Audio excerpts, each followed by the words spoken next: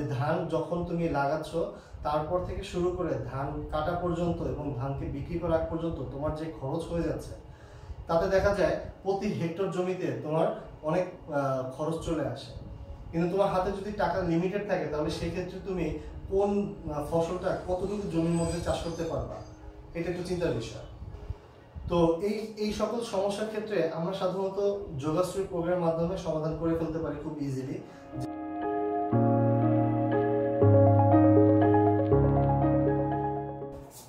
আসসালামু আলাইকুম ওয়া রাহমাতুল্লাহ। কেমন আছো তোমরা সবাই? আশা করি খুব ভালো আছো। আমরা যোগাশ্রী প্রোগ্রাম নিয়ে অলরেডি গণিতের দ্বিতীয় পত্র অধ্যায়টা শুরু করেছি। তো গত ক্লাসে আমরা যোগাশ্রী প্রোগ্রাম সম্বন্ধে একটা বেসিক ধারণা নিয়েছি যে আসলে কিভাবে যোগাশ্রী প্রোগ্রামটা করতে হয়। তো চলো আজকে আমরা প্র্যাকটিক্যালি কিছু উদাহরণগুলো দেখি যেগুলো আসলে পরীক্ষায় আসে, এবং আমরা যদি নিজেরাও কখনো এরকম কোনো সমস্যা ফেস করি সেই সমস্যাগুলো যোগাশ্রী প্রোগ্রামের মাধ্যমে কিভাবে আমরা এটাকে সমাধান করতে পারি, আজকে আমরা কয়েকটা উদাহরণ দেখব। তো পিছনে দেখো বোর্ডে আমি একটা প্রবলেম লিখে রাখছি, সেটা হলো যে একটা পোল্ট্রি ফার্মের মালিক তার কাছে আগে আমরা কোশ্চেনটা পড়ি যে একটা পোল্ট্রি ফার্মের মালিক 800 টাকায় কিছু হাঁস ও মুরগির বাচ্চা কিনতে চায়। আচ্ছা, তার ফার্মে সর্বোচ্চ 25টি বাচ্চা পালন করার জায়গা আছে। এখন মুরগির বাচ্চার দাম হলো 40 টাকা করে আর হাঁসের বাচ্চার দাম হলো 20 টাকা করে।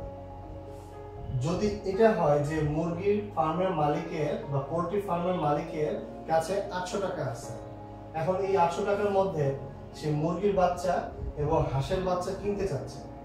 তো মুরগির বাচ্চার দাম 40 টাকা, হাঁসের বাচ্চার দাম 20 টাকা, এমন ভাবে কিনবে যেন তার এই 800 টাকার মধ্যে হয়ে যায়।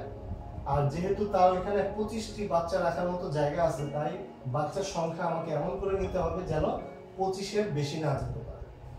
তাহলে এই শর্তগুলো মানলে আমার কোশ্চেনটা হলো যে কোন প্রকারের কতগুলো বাচ্চা সর্বোচ্চ কিনতে পারবে, কোন প্রকারের কতগুলো বাচ্চা সর্বোচ্চ সংখ্যায় কিনতে পারবে।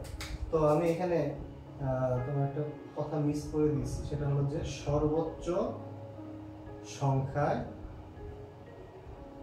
অর্থাৎ সর্বোচ্চ সংখ্যায় কোন বাচ্চার কতগুলো করে কিনতে পারলে আমার এই শর্তটা পূরণ হবে।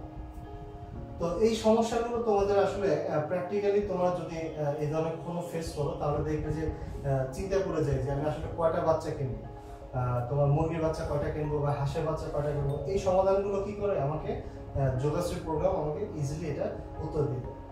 তো চলো আমরা দেখি এই অঙ্কটা কিভাবে করবো আমরা। তো যেহেতু আমাকে যেটা জানতে চেয়েছে যে বাচ্চার সংখ্যাটা কতগুলো হবে, তো যেহেতু বাচ্চার সংখ্যাগুলো সর্বোচ্চ সংখ্যা আমরা জানতে চেয়েছে, তাই সেক্ষেত্রে আমরা চলক হিসেবে বাচ্চার সংখ্যাগুলোকে ধরব। তো ধরি যে হাঁসের বাচ্চা সংখ্যা হলো x আর মুরগির বাচ্চা সংখ্যা হলো y। আমাকে x এবং y মানটা বের করতে হবে। তো প্রথম শর্তে আসো। প্রথম শর্ততে কি বলছে যে মালিকের কাছে আছে 800 টাকা। আচ্ছা, মুরগির বাচ্চার দাম 40 টাকা, তাহলে আমি মুরগির বাচ্চার সংখ্যা ধরলাম y। তাহলে হাঁসের বাচ্চার দাম যদি 20 টাকা হয় তাহলে আমরা এখান থেকে লিখতে পারি এমন ভাবে যে একটা হাঁসের বাচ্চার দাম 20 টাকা, তাই x সংখ্যক হাঁসের বাচ্চার দাম হবে হলো 20x টাকা। আর একটা মুরগির বাচ্চার দাম হলো 40 টাকা, তাহলে y সংখ্যক মুরগির বাচ্চার দাম হবে হলো 40y টাকা। তাহলে এই দুটো টাকার যোগফলটা অবশ্যই 800 কম বা 800 সমান হতে হবে। তাহলে সেক্ষেত্রে আমরা এই কথাটা লিখতে পারি, এটাকে 1 নম্বর সমীকরণ দিই। আচ্ছা, এবার আসো দ্বিতীয় শর্ত। দ্বিতীয় শর্তটা কি যে মুরগির ফার্মে মুরগির বাচ্চা রাখার জায়গা আছে হলো 25টা। তাহলে আমার মুরগির সংখ্যা এবং হাঁসের সংখ্যা যোগফলটা হবে কত? 25-এর সমান বা 25 থেকে ছোট হইতে হবে, অর্থাৎ 25-এর উপরে যাওয়া যাবে না। আচ্ছা, তো এই দুটো শর্ত মানার পরে আমাকে এখন যে জিনিসটা বের করতে বলছে সেটা হলো যে সর্বোচ্চ সংখ্যক বাচ্চাটা আমি সিলেক্ট করবো, যে কোন বাচ্চা কতগুলো। তো সর্বোচ্চ সংখ্যার জন্য আমরা দেখো যোগাশ্রী প্রোগ্রামে লাস্ট ক্লাসে আমরা দেখেছি যে জেড নামে একটা ফাংশন থাকে, যে ফাংশনটা দিয়ে অ্যাকচুয়ালি আমি যেটা চাচ্ছি সেটা বের করা যায়। তো আমাদের এখানে সর্বোচ্চ ফাংশনটাকে আমরা সেই জেড হিসেবে ধরবো। সর্বোচ্চ ফাংশন এই জেডটা হবে কি সর্বোচ্চ সংখ্যা, যেহেতু আমাকে চাচ্ছে তাহলে মুরগির সংখ্যা আর হাঁসের সংখ্যার যোগফলটাই হবে আমার সর্বোচ্চ সংখ্যা, এটা হবে আমার জেড ফাংশন। তো এই দুটো সমীকরণ আমি পেয়ে গেলাম। আরেকটা কথা আছে যেগুলো আসলে এখানে না বলে নয়, এই মুরগির বাচ্চার সংখ্যা এবং হাঁসের বাচ্চার সংখ্যা কোনোটা কিন্তু জিরো হওয়া যাবে না বা জিরো থেকে ছোট হওয়া যাবে না। কারণ মুরগির বাচ্চার সংখ্যাটা যদি জিরো থেকে ছোট হয় তাহলে নেগেটিভ, যেটা অবাস্তব। আর যদি জিরো হয় তাহলে সেক্ষেত্রে দেখা যাবে যে পোল্ট্রি ফার্মের মালিক চাচ্ছে কি যে সে 2 ধরনের বাচ্চাটাকে নিয়ে, তাই এক ধরনের বাচ্চা তুমি কিনতে পারবে না। তাহলে এই শর্তটা যদি তোমাকে দিতে হয় তাহলে অবশ্যই বলতে হবে, তাহলে তোমাকে বলতে হবে যে হাঁসের বাচ্চার সংখ্যা অবশ্যই 0 থেকে বড় হতে হবে, আর মুরগির বাচ্চার সংখ্যা অবশ্যই 0 থেকে বড় হতে হবে। এটা 3 নম্বর সমীকরণ, আর এটা হলো 4 নম্বর সমীকরণ। তো চলো আমরা গতদিনে যে যোগাশ্রী প্রোগ্রাম করেছিলাম, তো সেই অনুযায়ী আমরা এখন বাকি অংশটা শেষ করব।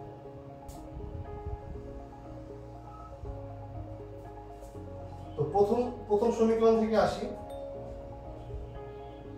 1 নং হতে আমরা কি পাই, এটাতে একটা সরলরেখা প্রথমে বানাবো। 20x plus 40y = 800। তাহলে এখান থেকে আমরা পাচ্ছি x বাই 40 y বাই 20 = 1। এটা হলো আমাদের সেই 1 নম্বর সমীকরণটা। 2 নম্বর সমীকরণ হলো x plus y = 25, x plus y = 25। তাহলে এখান থেকে আমরা পাচ্ছি হলো x by 25 plus y by 25 = 1। এটা আমাদের 2 নম্বর সমীকরণ। চলো এই 2 নম্বর সমীকরণ, দুটো সমীকরণ থেকে আমরা লেখচিত্রে এদেরকে বসানোর চেষ্টা করি।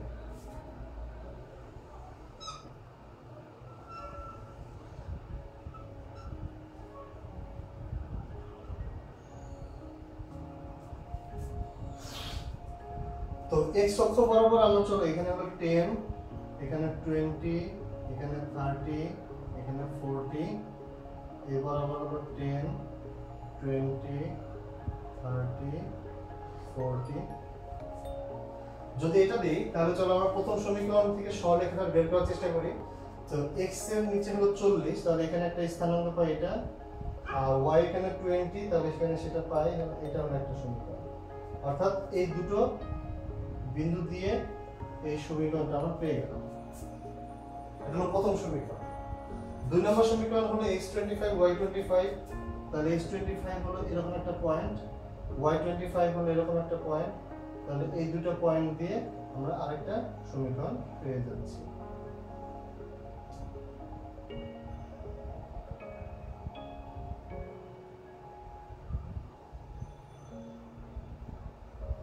আচ্ছা ঠিক আছে, তাহলে আমরা এই দুটো পয়েন্ট আমরা পেয়ে গেলাম।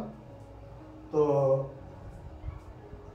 এখন আমরা চলো এই সরলরেখা দুটো আঁকার পরে আমাদের শর্তগুলো দিকে একটু তাকাই। শর্তগুলোতে লক্ষ্য করো যে এই শর্তগুলোর ক্ষেত্রে আমরা কিভাবে এখানে খাটাই চেষ্টা করো, যে এখানে আমরা মূল বিন্দু 0,0 ধরে নিয়েছিলাম। তো মূল বিন্দুটা আমরা এই সমীকরণে বসাবো। প্রথম সমীকরণে যদি মূল বিন্দুটা বসাই তাহলে x এর মান 0, y এর মান 0 হলে তাহলে সেটা কি হয়, 800 থেকে ছোট হয় না। তাহলে সেই ক্ষেত্রে আমরা বলতে পারি যে এই শর্তটা যদি এখন আমরা বসাই যে 20x plus 40y যদি হয় 800, তাহলে সেই ক্ষেত্রে 0, 800। তাহলে এই ক্ষেত্রে আমরা বলতে পারি যে মূল বিন্দুর এটা যদি আমি এই সমীকরণে বসাই তাহলে শর্তটা যেহেতু সত্য আসতেছে, তাহলে এই প্রথম রেখাটা হবে মূল বিন্দুর দিকে, অর্থাৎ যেদিকে মূল বিন্দু থাকবে সেই দিকে হবে তার সকল বিন্দুগুলো তার সমাধান। ওকে, এবার আসলে দ্বিতীয় শর্ততে যাই। দ্বিতীয় শর্তটাও কিন্তু সেম, x plus y এটা হলো 25 থেকে ছোট, যদি 0 plus 0 বসে তাহলে 25 থেকে ছোট হয়, অর্থাৎ শর্তটা সঠিক। তাহলে সেই ক্ষেত্রে আমরা এই দ্বিতীয় সরলরেখা সমীকরণটা কি হবে, মূল বিন্দুর দিকে হবে। দুটো সরলরেখা যদি মূল বিন্দুর দিকে হয় তাহলে আমার কোন কোন জায়গাগুলো কভার করতেছে, যে এই দুটো সরলরেখা মুভ করতেছে। আচ্ছা, আরেকটা হলো 3 নম্বর সমীকরণ, x এর মান 0 থেকে বড় হবে। x এর মান 0 থেকে বড় হওয়া মানে হলো যে এই দিকে যাবে, অর্থাৎ সবকিছু এই দিকে আসবে, এই সাইডে। আর y এর মান 0 থেকে বড় হওয়া মানে হলো যে x অক্ষ থেকে উপরের দিকে আসবে, অর্থাৎ সবকিছু পয়েন্ট এদিকে যাবে। তাহলে এই লাইন থেকে উপরের দিকে, এখান থেকে ডান দিকে, অর্থাৎ এই অংশটার মধ্যে আমার সমাধানটা থাকবে। এই সমাধানটার মধ্যে আমার প্রথম সমীকরণ, দ্বিতীয় সমীকরণ থেকে আমি দেখতে পাচ্ছি যে এরকম একটা জায়গা আমি পাই, যে জায়গাতে আসলে চারটা শর্তই কিন্তু মিলে যাচ্ছে। অর্থাৎ এরকম এই এই হ্যাশ দেওয়া যে জায়গাটা আমি পেলাম, এই জায়গাটা হলো আমার সকল শর্তটা মিলে যাচ্ছে। তো সকল শর্ত মিলে যাওয়ার পরে আমাকে এখন চারটা পয়েন্ট আমি পেয়ে যাচ্ছি। একটা পয়েন্ট হলো এখানে, দুইটা পয়েন্ট হলো এখানে, তিনটা হলো এখানে, আর হলো 4 নম্বর পয়েন্ট হলো এখানে। অর্থাৎ এই হ্যাশ দেওয়া জায়গার মধ্যে আমি চারটা কর্নার পয়েন্ট পেয়ে গেলাম। এই চারটা কর্নার পয়েন্ট দিয়ে আমরা এই সর্বোচ্চ ফাংশনটা সমাধান করে দেখব। তো আমাদের কাছে যে চারটা পয়েন্ট পেয়েছি আমরা, চলো এই চারটা পয়েন্ট দিয়ে দেখি যে সর্বোচ্চ হয় কোনটাতে। প্রথম পয়েন্ট, এটাকে ধরো এ পয়েন্ট দাও, এটা বি, এটা সি, আর এটা হলো ও। তাহলে এ পয়েন্টের জন্য এ পয়েন্টের স্থানাঙ্ক কত এখানে 0,20। এটার জন্য z এর মান আসে কত, x + y, যেহেতু 0 + 20 = 20। ওকে, এবার আসে বি পয়েন্টটা। বি পয়েন্টের স্থানাঙ্ক হলো 10,15। মানে এখানে তোমরা যদি সমাধান করো, দুটো সরলরেখা সমীকরণ সমাধান করলে এই বিন্দুর স্থানাঙ্ক তুমি পাবা। তাহলে সেই ক্ষেত্রে z এর মানটা কত আসে, 10 + 15 মানে হলো 25। আচ্ছা, এবার সি পয়েন্টটাতে চলো।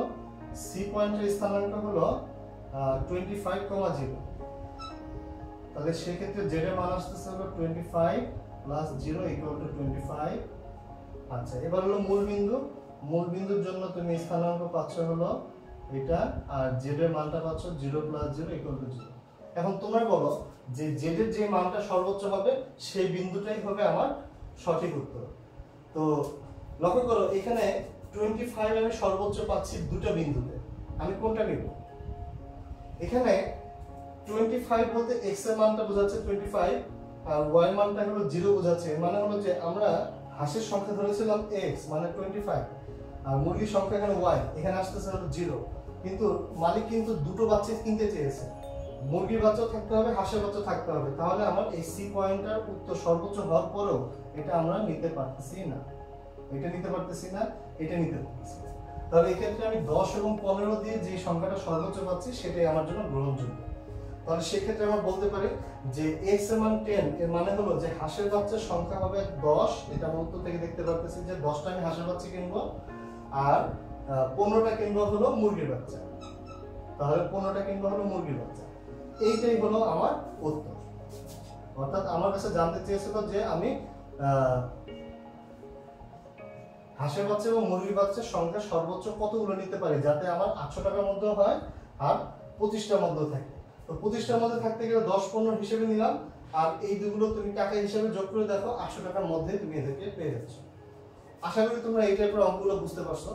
চলো আমরা তাহলে আরেকটা অঙ্কটা দেখি। তো চলো আমরা এর পরের যে অঙ্কটা, আমরা একটা অঙ্কটা একটু পড়ি। এটা হলো একটা কৃষি জমির ক্ষেত্রে কথাটা বলা হয়েছে।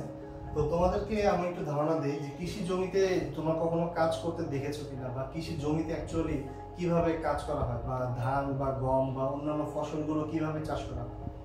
তোমার কাছে যদি অনেকখানি জমি থাকে, কিন্তু জমি অনেক থাকার পরও তুমি একা কিন্তু পুরো জমিটা চাষ করতে পারবে না।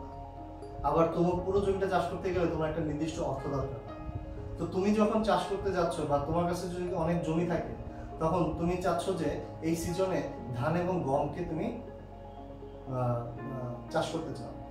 তো লক্ষ্য করো, তুমি যখন ধান এবং গমকে চাষ করতে চাও, একটা ফাঁকা একটা মাঠ, যেমন হলো এরকম একটা ফাঁকা মাঠে তোমার যদি তুমি ধান চাষ করতে গিয়ে দেখো যে ধানের বীজ কেনা লাগবে, আবার ধানের বীজ কিনে ধানের বীজগুলোকে পরিবহন করে নিয়ে আসা, তারপর সার দেওয়া, পানি দেওয়া, সেচ দেওয়া, তারপর মনে করো যে আরো আনুষঙ্গিক বিষয়গুলো, যেমন হলো যে একটা জমিতে কাজ করতে গেলে তোমার কিছু শ্রমিক দরকার হচ্ছে, একটা নির্দিষ্ট পরিমাণ জায়গার মধ্যে একটা নির্দিষ্ট সংখ্যক শ্রমিক লাগে।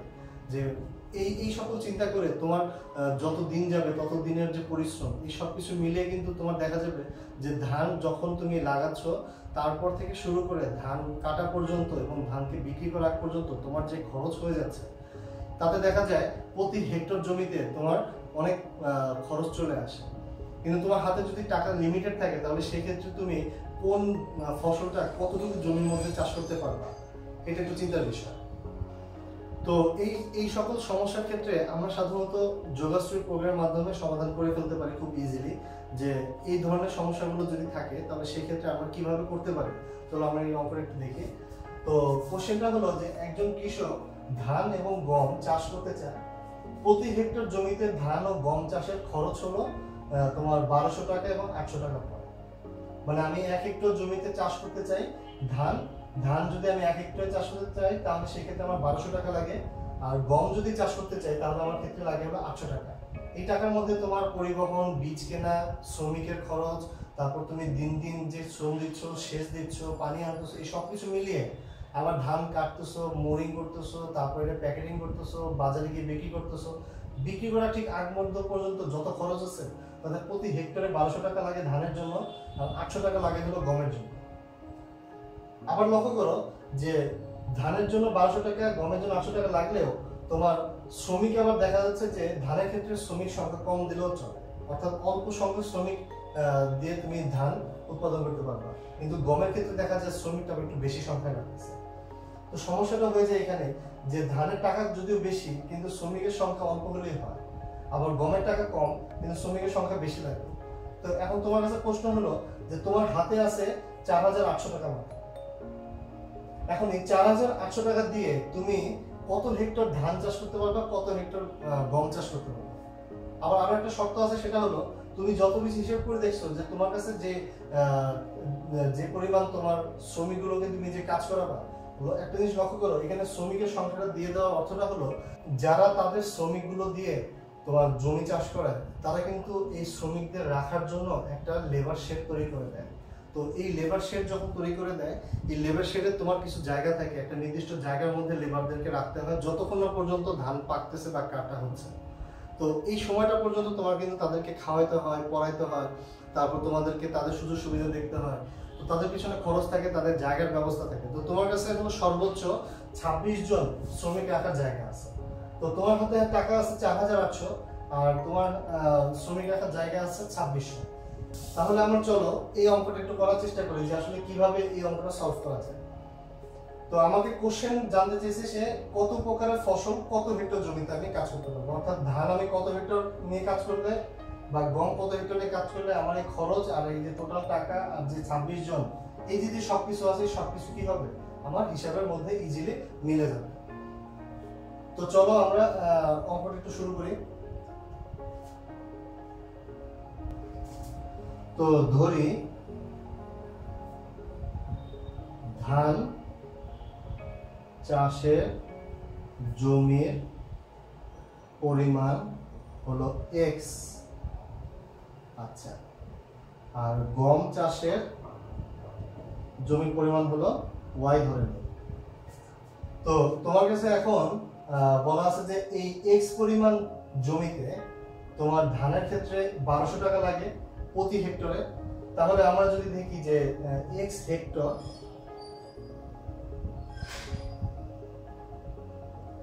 প্রতি হেক্টরের জন্য ধান লাগে 1200 টাকা, তাহলে আমরা বলতে পারি x হেক্টরের জন্য আমার লাগে হলো 1200 × x, আর প্রতি হেক্টর গমের জন্য লাগে হলো 800 টাকা, তাহলে আমরা এখান থেকে বলতে পারি 800 × y।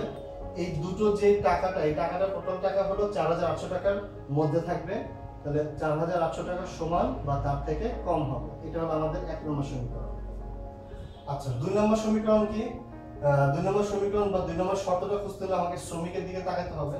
শ্রমিকের দিকে লক্ষ্য করো, ধানের জন্য প্রতি হেক্টরে লাগে 4 জন, গমের জন্য লাগে 6 জন। তাহলে 4 জন যদি 1 হেক্টরে কাজ করে তাহলে x হেক্টরে কাজ করবে কতজন? 4x জন। আর 6 জন যদি লাগে 1 হেক্টরে তাহলে y হেক্টরে লাগবে কতজন? 6y জন। এটা টোটাল সংখ্যাটা কি হবে? 26 জনের মধ্যে থাকতে হবে, 26। এটা আমি 2 নম্বর সমীকরণ। আচ্ছা, আরো দুটো সমীকরণ আসবে, যে দুটো সমীকরণ আসলে না বললেই না, সেটা হলো যে x হেক্টর এবং y হেক্টর এই দুটো পরিমাণ কখনোই শূন্য বা তার থেকে ছোট হওয়া যাবে না বা নেগেটিভ হওয়া যাবে না। তাহলে এই দুটো শর্তকে আমি পাশাপাশি ছোট করে লিখে রাখি যে x এর মান কখনো শূন্য থেকে ছোট হতে পারবে না, অর্থাৎ সবসময় বড় হতে হবে, y এর মানটা শূন্য থেকে বড় হতে হবে। এই দুটো শর্ত যদি আমাকে এখানে নাও দিয়ে থাকে তাও আমাকে এটাকে নিতে হবে। আচ্ছা, তো আমার এই চারটা সমীকরণ আমি পেয়ে গেলাম 1 2 3 4, কিন্তু আমার উদ্দেশ্যটা কি? আমার উদ্দেশ্যটা হলো যে কত প্রকারে কোন প্রকারের ফসল সর্বোচ্চ কত হেক্টর জমিতে আমি চাষ করতে পারবো। তো আমি এখানে এই অংশটা লিখি নাই, এটা তোমাদেরকে মনোযোগ দেওয়ার জন্য, আকৃষ্ট করার জন্য আমি এই অংশটা তোমাদের সামনে লিখছি। যেটা হচ্ছে সর্বোচ্চ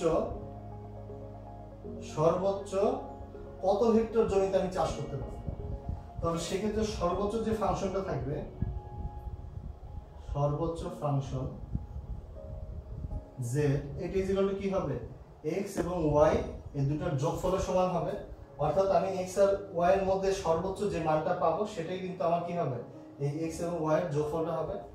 তো এই শর্তগুলো পূরণ হবে এবং শর্তগুলো পূরণ হওয়ার পরে এইখানে যে শর্তটা আসবে সেখান থেকে আমি টোটাল আমার জমির পরিমাণটা পেয়ে যাব। তো চলো আমরা শর্তগুলো দিয়ে আমরা কাজ করি। তো প্রথমটার ক্ষেত্রে, প্রথম সমীকরণের ক্ষেত্রে আমরা একটা সরলরেখা চিন্তা করি। এখানে 1200x আর হলো তোমার 800y, এটা ইজ ইকুয়াল টু হলো 4800। তাহলে সেখান থেকে আমরা পাচ্ছি হলো x/4 আর y/6, এটা ইজ ইকুয়াল টু 1, এটা এক নম্বর সমীকরণ। আচ্ছা, দুই নম্বর সমীকরণ হলো 4x + 6y, এটা ইকুয়াল টু 26। তাহলে এখান থেকে আমি পাচ্ছি হলো x/13/2 প্লাস y/13/3, এটা ইজ ইকুয়াল টু 1, এটা দুই নম্বর সমীকরণ। তো চলো আমরা এটাকে লেখচিত্রের মাধ্যমে বলার চেষ্টা করি। এটা x, সরি এটা y, এটা হলো x। তো প্রথম সমীকরণটা বসাই, x এর ভ্যালু এখানে 0 4, তাহলে এখানে ধরো আমি x এর 4 ভ্যালুটা নেই, 1 2 3 4 5, একটু ছোট করে দিলে ভালো হবে।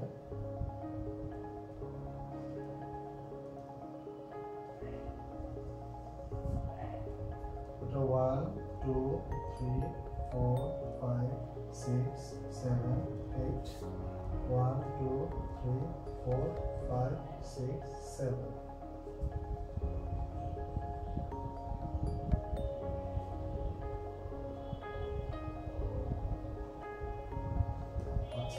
তো চলো প্রথমটা বসাই, x এর নিচে এখানে 4 আছে, তাহলে এখানে x এর মানটা 4 বসালাম, y এর এখানে 6, তাহলে 6 এখানে 6 বসালাম। ওকে, তাহলে আমরা এই দুটো বিন্দু দিয়ে একটা সরলরেখা অঙ্কন করি। তো সরলরেখাটা হলো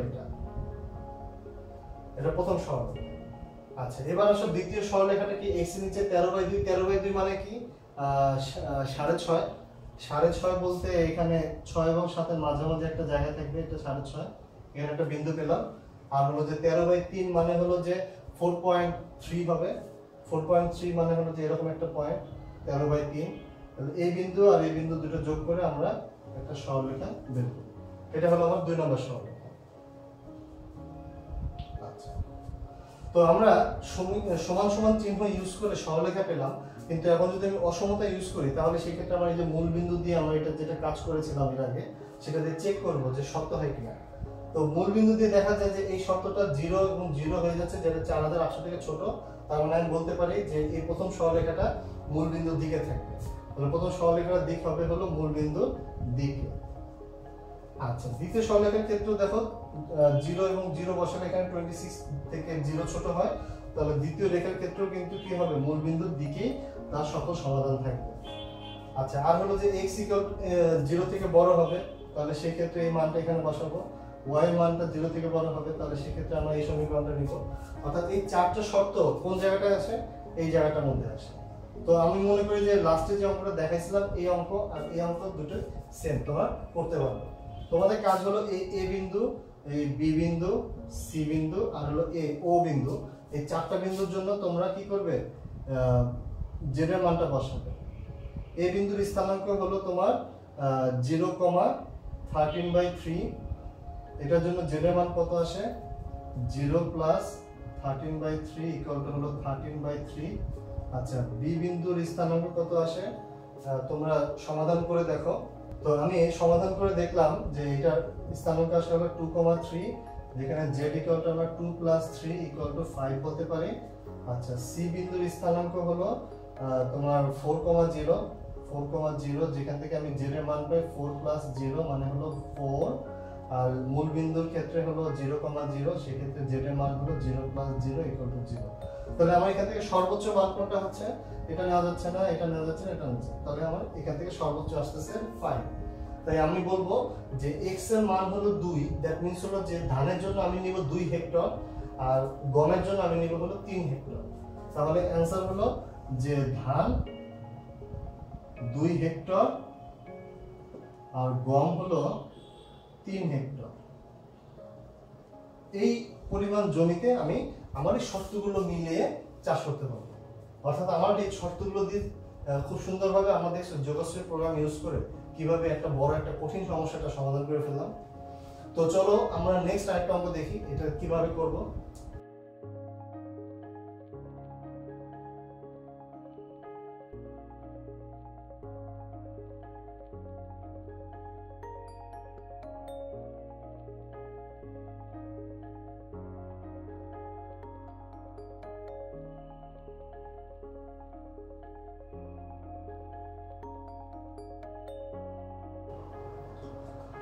তো লক্ষ্য করো, আমি তোমাদের জন্য আরেকটা কোশ্চেন করেছি, সেটা হলো যে এই কোশ্চেনটা একটু ভিন্ন ধাঁচের কোশ্চেনের মধ্যে একটু ব্যতিক্রমী আছে।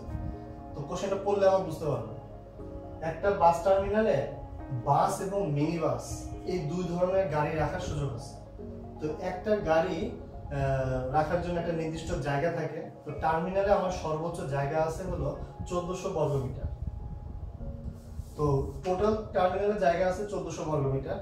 একটা বাসের জন্য আমি সর্বোচ্চ 15 বর্গমিটার এবং মিনি বাসের জন্য 10 বর্গমিটার জায়গা খরচ হয় বা জায়গা লাগে, একটা বাস এবং একটা মিনি বাসের জন্য প্রয়োজন হয়।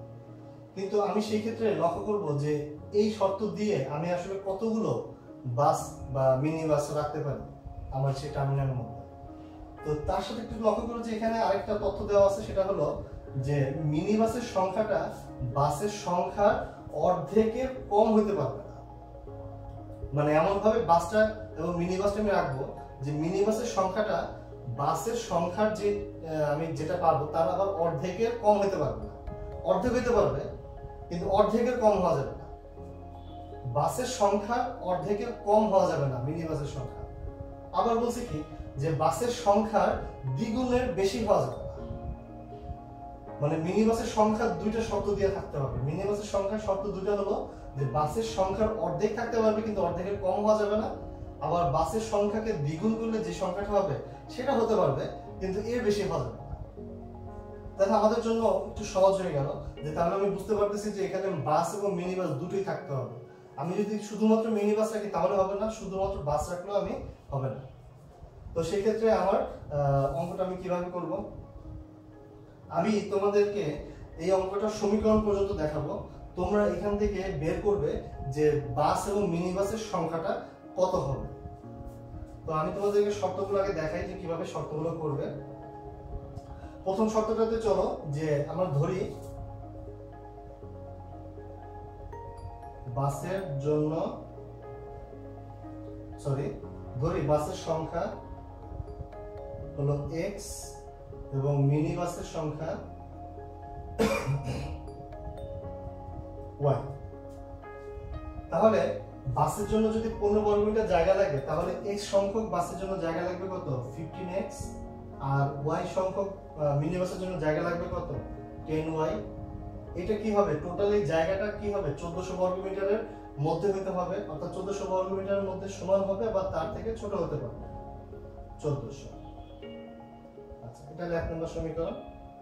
2 নম্বর সমীকরণে আমার দ্বিতীয় শর্তটা আবার যেতে হবে। বলছে কি যে মিনি বাসের সংখ্যা বাসের সংখ্যার অর্ধেকের কম হবে না। তাহলে মিনি বাসের সংখ্যা অর্থাৎ y বাসের সংখ্যার অর্ধেকের কম হবে না। তার মানে কি বাসের সংখ্যার যে অর্ধেক এটা হতে পারবে কিন্তু মিনি বাসের সংখ্যাটা বাসের সংখ্যার অর্ধেকের কম হওয়া যাবে না। মানে কি অর্ধেকের সমান হতে পারবে আর অর্ধেকের থেকে বড় হতে হবে। তাহলে অর্ধেকের থেকে বড় আর অর্ধেকের সমান করতে গেলে আমি এই শর্ত যাব।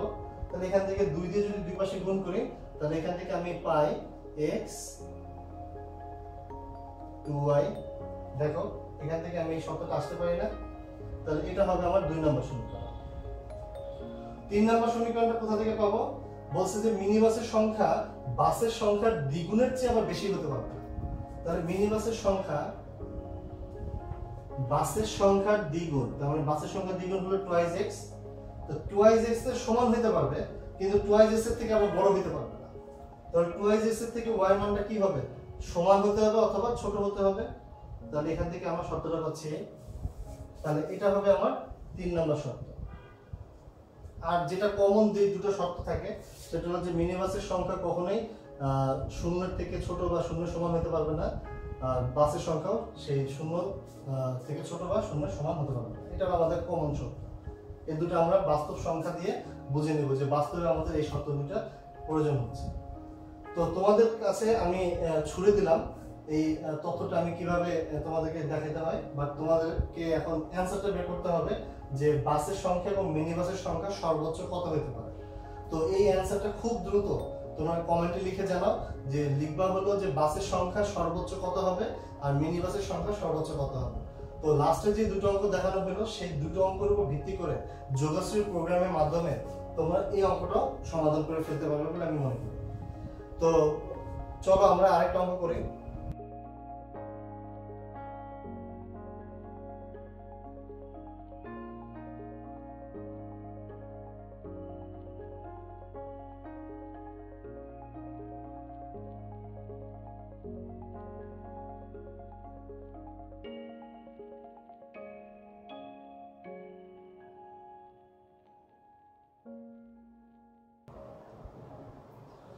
তো চলো আমরা নেক্সট আরেকটা অঙ্ক দেখি। যে এই অঙ্কটার মধ্যে আরেকটু ভিন্নতা আছে, একটু অন্য ধরনের অঙ্কগুলো তোমাদেরকে দেখাচ্ছি যাতে করে তোমরা বিভিন্ন ধরনের চিন্তা ভাবনা করতে পারো যোগশ্রী প্রোগ্রাম নিয়ে।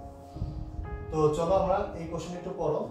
যে একজন ফেরিওয়ালা যিনি প্রতিদিন মিষ্টি বিক্রি করে, আমরা দেখি যে ভ্যানে করে অনেকে হাঁড়ি পাতিল নিয়ে বসে মিষ্টি বিক্রি করার জন্য। তো আমরা সাধারণত তার কাছ থেকে মিষ্টিগুলো কিনি, অনেক সময় পিস হিসেবেও কিনতে পারি, কেজি হিসেবে কিনতে পারি। তো মনে করি যে ফেরিওয়ালার কথাটা আমরা এখানে বলতে যাচ্ছি, সেই ফেরিওয়ালা প্রতিদিন একটা নির্দিষ্ট সংখ্যক মিষ্টি ক্রয় করতে পারে এবং সেই মিষ্টিগুলোকে তিনি পিস আকারে বিক্রি করবেন। তো পিস আকারে বিক্রি করতে দেখা যায় সে বড় সাইজের এবং ছোট সাইজের সে মোট 500টা বেশি রসগোল্লা কিনতে পারে না। মানে তার যে হাঁড়ি পাতিলটা আছে তার পাতিলের মধ্যে 500টা মিষ্টি যদি বেশি সে কিনে ফেলে তাহলে সেই ক্ষেত্রে দেখা যায় যে তার জায়গা হয় না। তাহলে সে প্রতিদিনই কিন্তু সে কি করবে? 500টা করে মিষ্টি কিনবে। আচ্ছা, তো 500টা মিষ্টি সে যদি বেশি কিনতে না পারে, প্রত্যেকটা বড় এবং ছোট দুই সাইজের মিষ্টির দাম হলো, বড় সাইজের মিষ্টির দাম 30 টাকা আর ছোট সাইজের মিষ্টির দাম হলো 10 টাকা। এটা তার ক্রয় মূল্য। এবং যখন বিক্রি করার পর তার লাভ হয় 2 টাকা বড় মিষ্টির ক্ষেত্রে, আর ছোট মিষ্টির ক্ষেত্রে লাভ হয় হলো 1 টাকা। তাহলে এখন ফেরিওয়ালা কে যদি 11,000 টাকা খরচ করতে বলা হয় যে আপনি 11,000 টাকা খরচ করেন, তাহলে 11,000 টাকা খরচ করলে তার অ্যাকচুয়ালি সর্বোচ্চ কত লাভ করতে পারবে? তাহলে তুমি এখন চিন্তা করো যে সে 30 টাকা বড় মিষ্টির জন্য খরচ হয় প্রতিটা, আর ছোট মিষ্টির জন্য খরচ হয় 10 টাকা। আবার সে এমন ভাবে মিষ্টিগুলো কিনবে যেন 500টার বেশিও যাতে না হয়। তাহলে সে কোন মিষ্টি কতগুলো করে কিনতে পারলে আমার জন্য সুবিধা হবে?